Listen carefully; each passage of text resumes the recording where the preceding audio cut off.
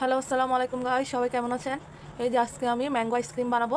তো mango ice cream বানাবার জন্য এখানে আম নিয়ে নিছি 5টা, এরকম পাকা পাকা দেখে আম নিতে হবে।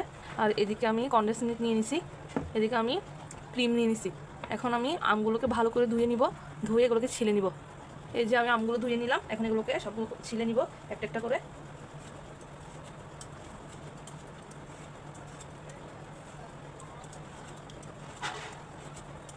পাকা পাকা আম নিতে হবে, তাহলে মিষ্টি দেখে নিতে হবে, টক আম নেওয়া যাবে না।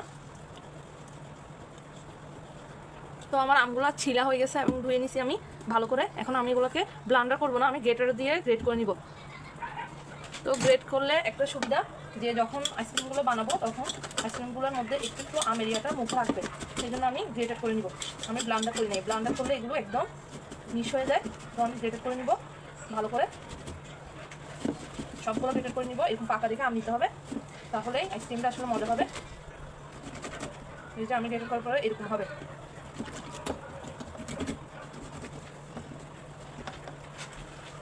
তো বড়ার মধ্যে যতটুকু আছে আমি এরকম চিড়িয়ে নিয়ে ফেলবো। তো এরকম একটা একটা করে সবগুলো গ্রেট করে ফেলবো। তো আমার গ্রেট করা হয়ে গেছে, এই যে এভাবে গ্রেট করে নিতে হবে। তো আমি এখন এগুলো এক পাশে রেখে দিব, রেখে আমি এই কনডেন্স মিল্কটাকে কেটে নিব।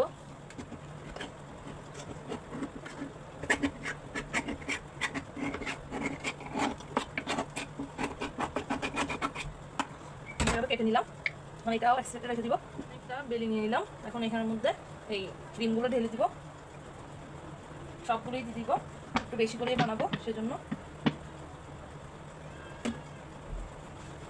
আসলে এভাবে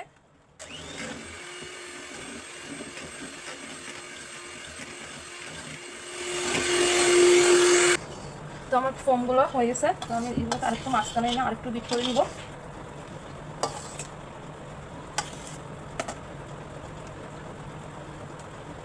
আমি এখানে কনডেন্স মিল্ক দিয়ে দিব,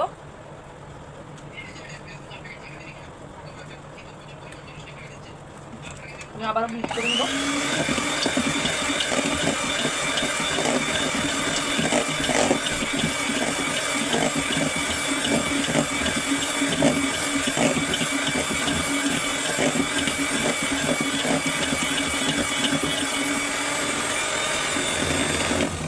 আমি এখানে অল্প